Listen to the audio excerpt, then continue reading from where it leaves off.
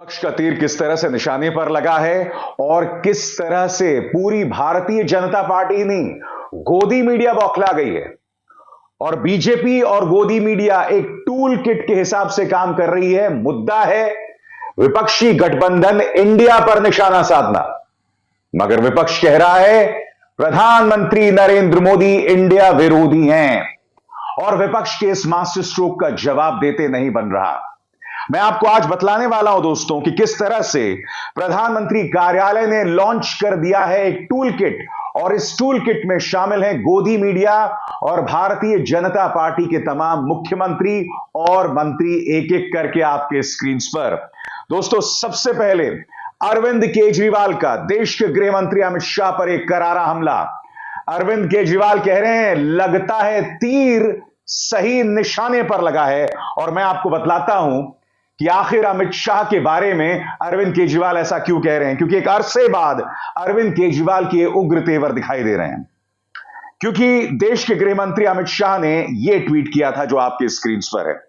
अमित शाह ने कहा था कि विपक्ष चाहता है कि जो उसका काला अतीत है उससे वह हाथ धो ले और विपक्ष गठबंधन को लगता है कि सिर्फ अपना नाम बदलने से वो अपना काला अतीत बदल सकती है। सिर्फ अपना नाम इंडिया रख लेने से जनता की याददाश्त बदल नहीं जाएगी। इस देश के लोग समझदार हैं और वो आपके प्रोपेगेंडा को देख सकते हैं। और इसी के जवाब में अरविंद केजरीवाल कहते हैं लगता है तीर निशाने पर लगा है, तकलीफ बहुत हो रही है। बात यहां नहीं रुकती दोस्तों। उत्तर प्रदेश के मुख्यमंत्री आदित्यनाथ ने क्या कहा है मैं आपको बतलाता हूं और इसका पलटवार कांग्रेस किस तरह से कर रही है।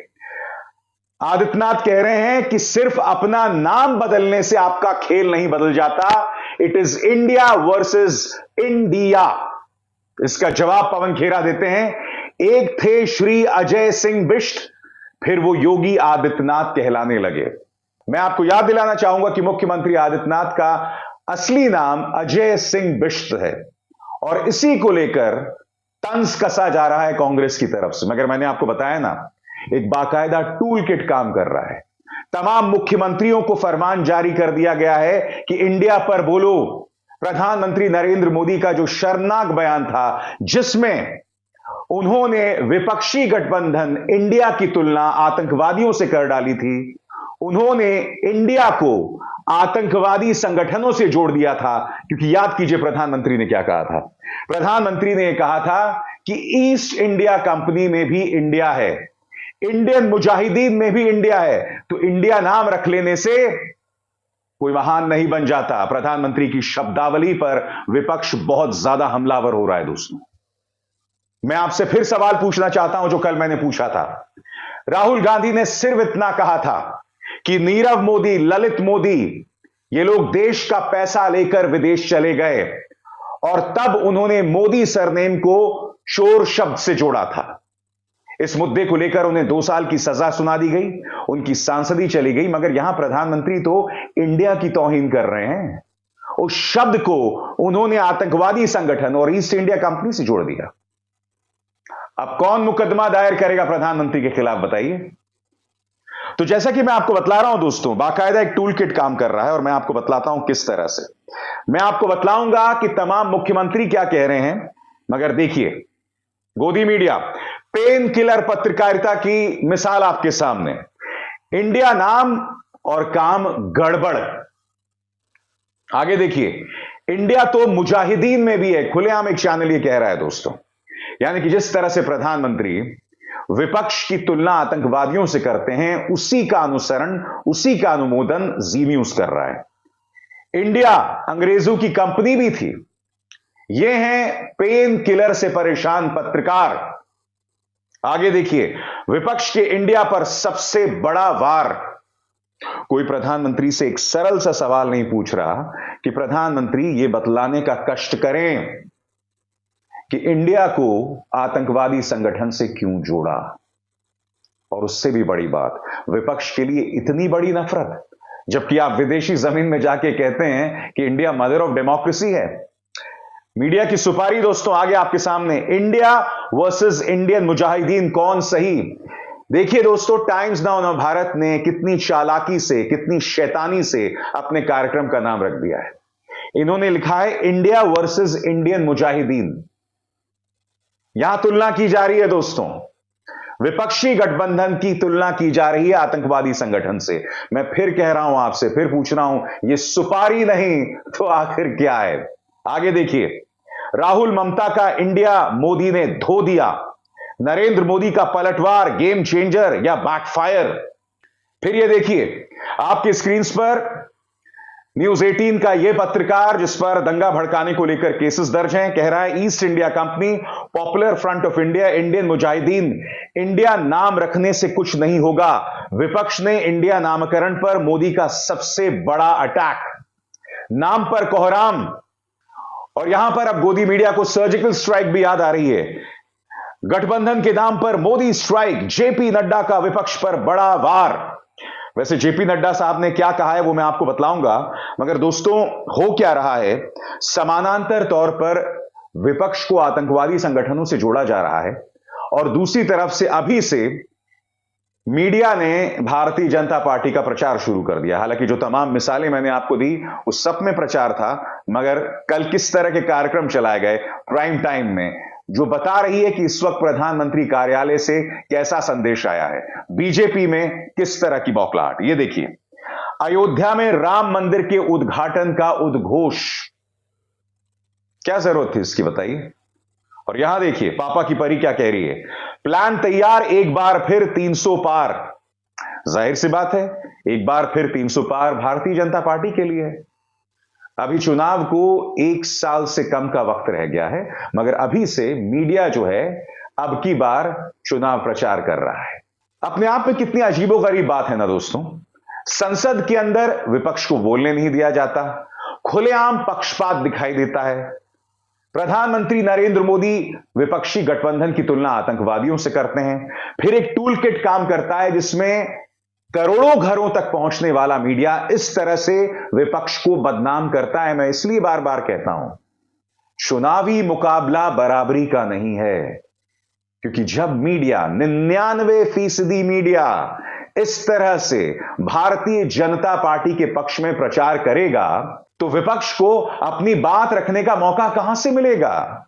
मैं दोस्तों आपको एक वीडियो क्लिप दिखाना चाहता हूं राज्यसभा से। यह मैं अपने दर्शकों पर छोड़ रहा हूं, क्या इसमें आपको पक्षपात दिखाई देता है या नहीं दिखाई देता है। यहां पर आम आदमी पार्टी के सांसद राघव चड्ढा खड़े होते हैं और वो अपनी बात कहने की कोशिश करते हैं।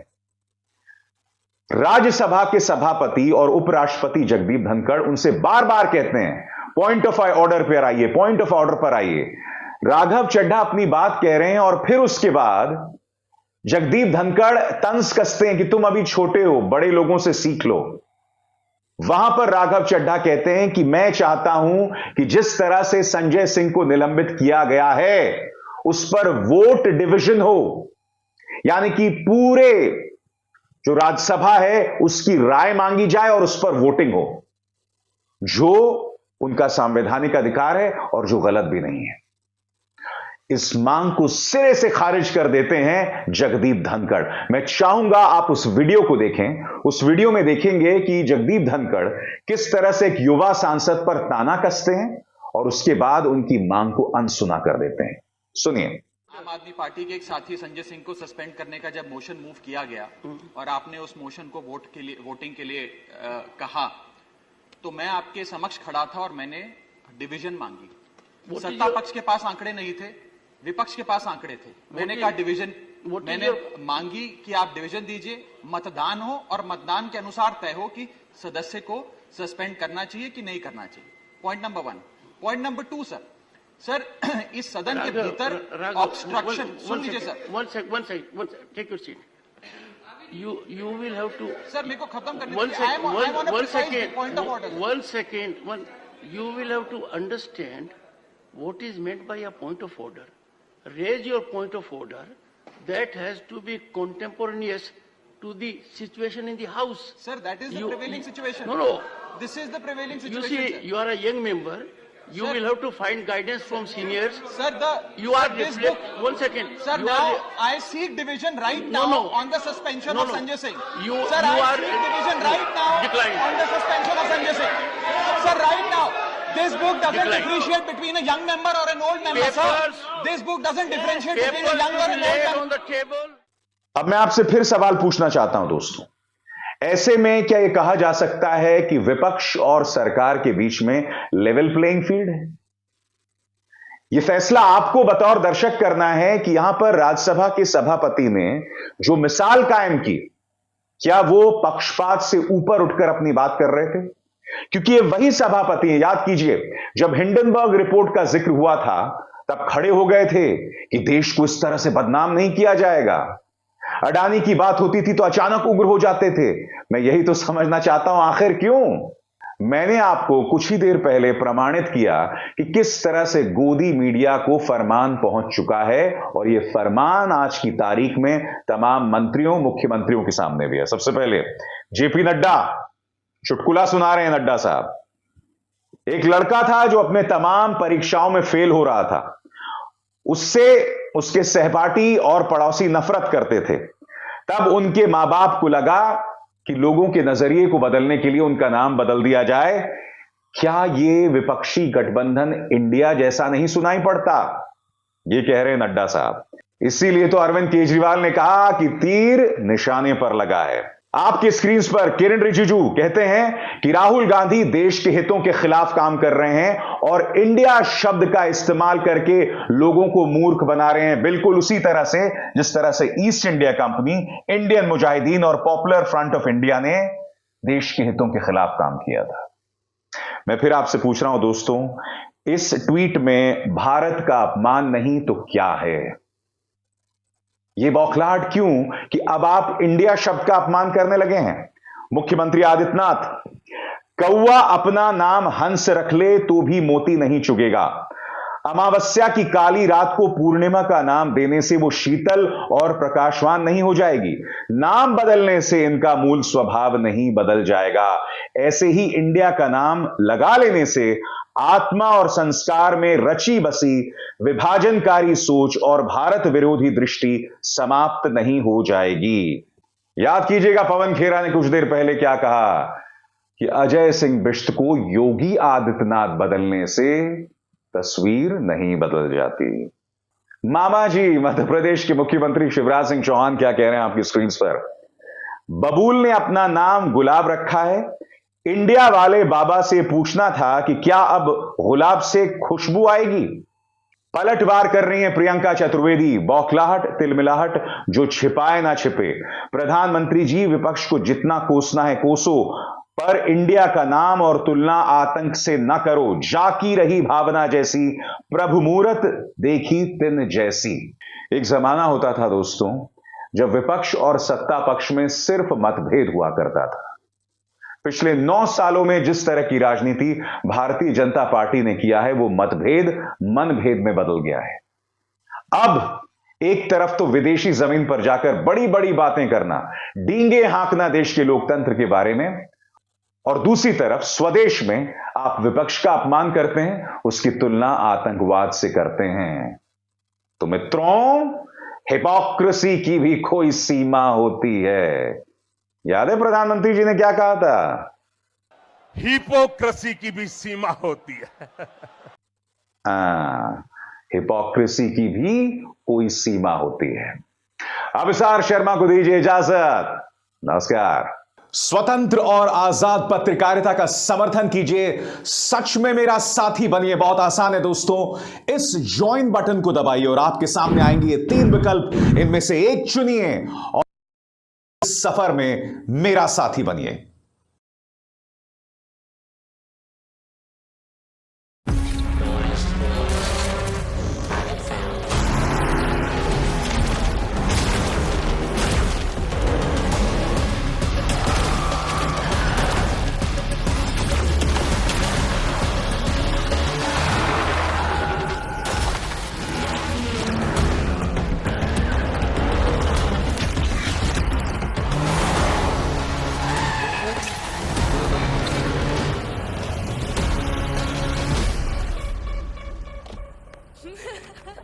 turn. The badass reborn. Kia, movement that inspires. प्रधानमंत्री नरेंद्र मोदी विपक्ष के गठबंधन इंडिया से इस कदर घबरा गए हैं, इस कदर बौखला गए हैं कि अब उन्होंने विपक्षी गठबंधन की तुलना आतंकवादी संगठन से कर दी। सबसे पहले मैं आपको बतलाना चाहूंगा कि प्रधानमंत्री ने कहा क्या, और फिर आप इस बात पर गौर कीजिए कि क्या प्रधानमंत्री ने ऐसा कहकर सही किया। प्रधानमंत्री का बयान आपके स्क्रीन पर। ईस्ट इंडिया कंपनी ने भी अपने नाम में इंडिया लगाया और आतंकवादी संगठन इंडियन मुजाहिदीन में भी इंडिया लगा है। इस तरह से ताना दिया है इन्होंने विपक्ष के गठबंधन इंडिया को। मैं आपको बतलाना चाहता हूं आपके स्क्रीन पर रविशंकर प्रसाद, और रविशंकर प्रसाद ने उनके बयान को कैसे पेश किया है पढ़ के सुनाना चाहूंगा। प्रधानमंत्री ने एक बहुत बड़ी टिप्पणी की कि इंडियन नेशनल कॉन्फ्रेंस एक अंग्रेज ने बनाया था, ईस्ट इंडिया कंपनी भी अंग्रेजों ने बनाया था। आजकल लोग इंडियन मुजाहिदीन नाम भी रखते हैं, इंडियन पीपल फ्रंट भी नाम रखते हैं, तो चेहरे पर चेहरे दिखाते हैं, सच्चाई कुछ और है। इस बीच प्रधानमंत्री नरेंद्र मोदी के इस शॉकिंग बयान पर राहुल गांधी ने प्रतिक्रिया दी है। राहुल गांधी कह रहे हैं कि प्रधानमंत्री, हमें परवाह नहीं कि आप हमें किस भी नाम से बुलाइए, हम इंडिया हैं, हम मणिपुर के आंसू पोंछ कर रहेंगे, हम मणिपुर के दिल में भारत के विचार को जिंदा रखेंगे। जाहिर सी बात है कि राहुल गांधी के तेवर उग्र हैं और उन्होंने प्रधानमंत्री नरेंद्र मोदी के इस आपत्तिजनक बयान पर करारा जवाब दिया।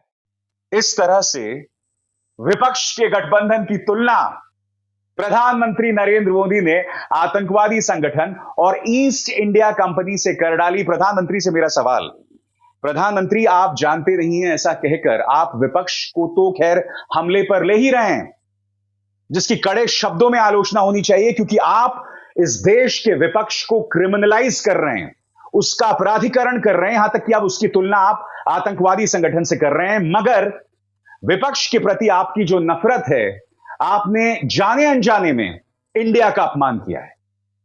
इंडिया का अपमान किया है यह कहते हुए कि ईस्ट इंडिया कंपनी में भी इंडिया है और इंडियन मुजाहिदीन में भी इंडिया है, और इसीलिए विपक्ष ने अपना नाम जो है वो इंडिया रख लिया है। अमेरिकी संसद में जाकर आप कहते हैं कि इंडिया मदर ऑफ डेमोक्रेसी है। याद है आपने क्या कहा था? सुनिए फिर से। In the evolution of the democratic spirit, India is the mother of democracy.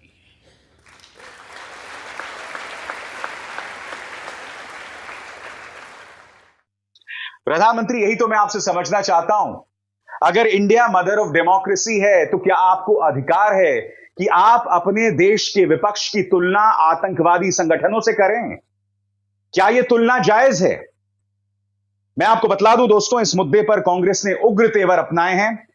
क्या कहा है मल्लिकार्जुन खड़गे ने राज्यसभा में खड़े होकर?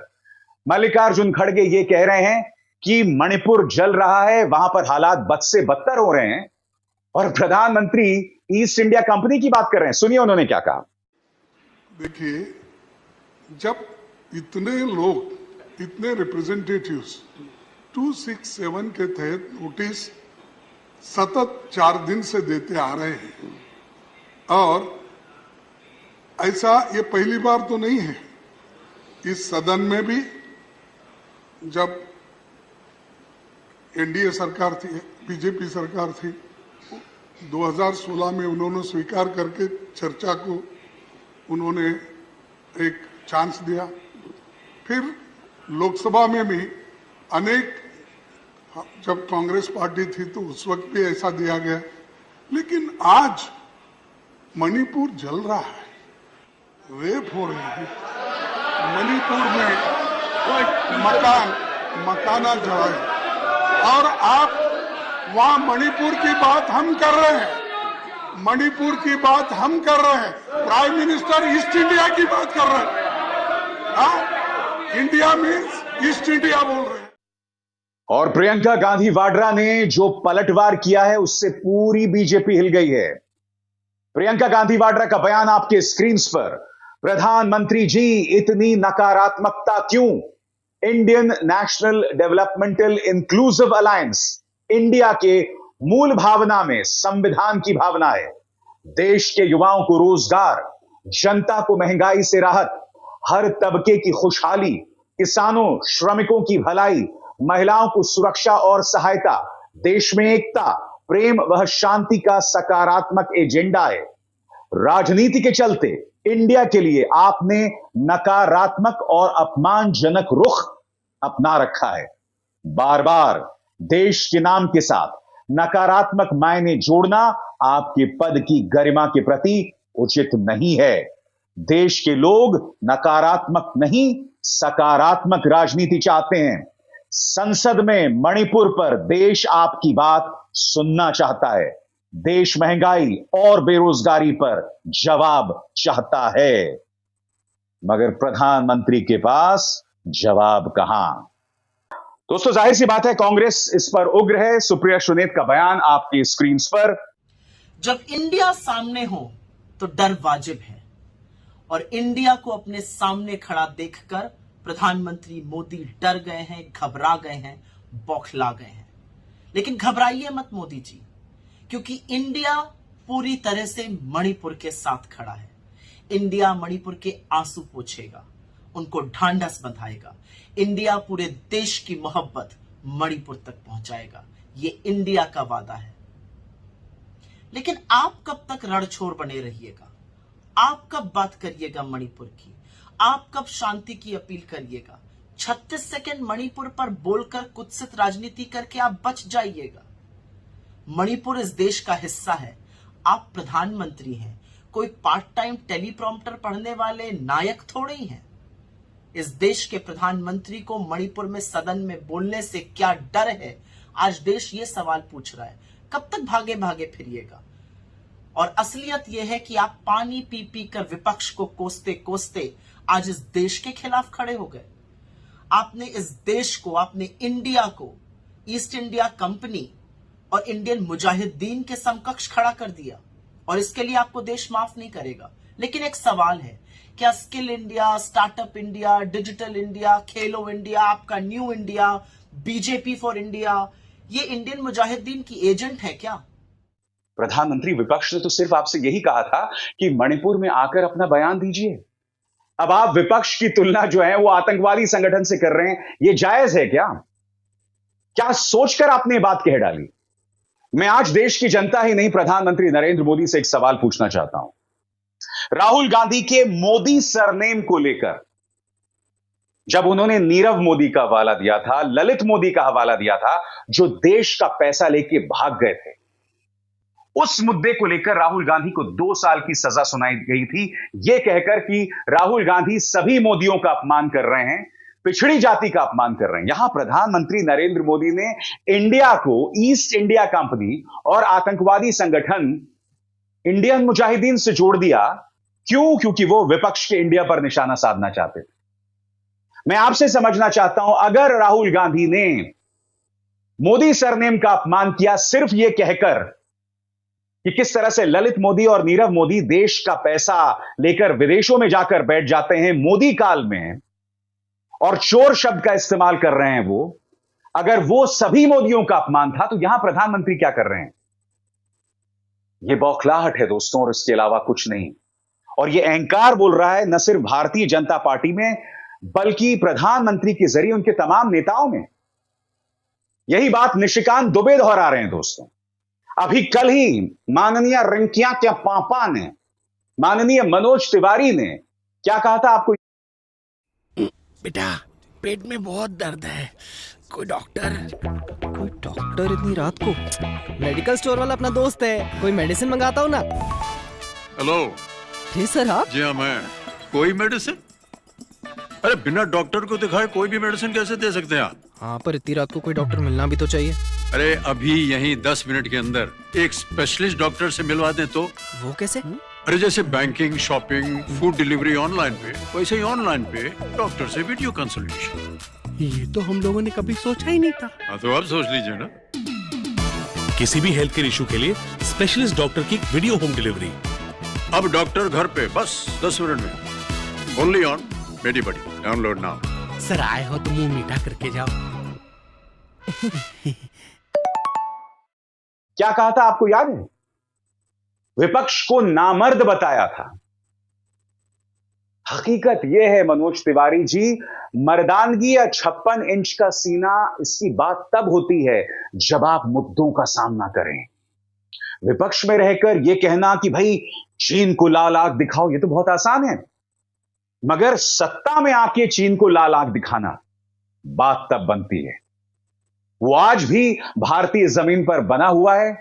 जिस जमीन पर उसकी एक मिलिट्री पोस्ट हुआ करती थी, वहां उसने गांव बसा दिए हैं। डोकलाम में उसने पूरा स्ट्रक्चर खड़ा कर दिया है। 21 सैनिकों की शहादत का आज तक बदला नहीं लिया गया है। हां, एक फिल्म बन रही है अजय देवगन की, उसमें बदला ले लिया जाएगा। तो ये जो मर्दानगी की बातें होती हैं, मर्दानगी की बातें यहां आती हैं, मगर वो बहुत छोटा मुद्दा है दोस्तों, बहुत ही छुटभैयेपने वाला बयान है। मैं जो मुद्दा आपके सामने लेकर आया हूं वो है प्रधानमंत्री नरेंद्र मोदी का निहायत ही आपत्तिजनक बयान। एक तरफ आप कहते हैं कि देश मदर ऑफ डेमोक्रेसी है और दूसरी तरफ विपक्ष पर इस तरह से निशाना साधा जाता है, बार बार निशाना साधा जाता है। और अब आपके पालतू गोदी मीडिया को मौका मिल गया, जो पिछले 9 साल से वैसे ही विपक्ष के खिलाफ सुपारी लेकर चल रहा है। अब आप उनकी तुलना आतंकवादियों से कर रहे हैं, जो अपने आप में शर्मनाक है। मगर उससे भी बड़ी बात, आपने कहीं ना कहीं इसी चक्कर में कुछ मर्यादाओं को लांघ दिया है और ऐसा महसूस हो रहा है कि इंडिया का अपमान किया जा रहा है। एक तरफ आप विपक्ष के गठबंधन इंडिया की तुलना आतंकवादी गुट से कर देते हैं, और फिर दूसरी तरफ संसद के अंदर मणिपुर मुद्दे को डाइल्यूट करके आपके नेता पीयूष गोयल कहते हैं कि राजस्थान और छत्तीसगढ़ पर भी एक शॉर्ट टर्म ड्यूरेशन की चर्चा होनी चाहिए। यानी कि मणिपुर के मुद्दे को आप कहीं ना कहीं हल्का कर रहे हैं। सुनिए क्या ज्ञान दिया जा रहा है पीयूष गोयल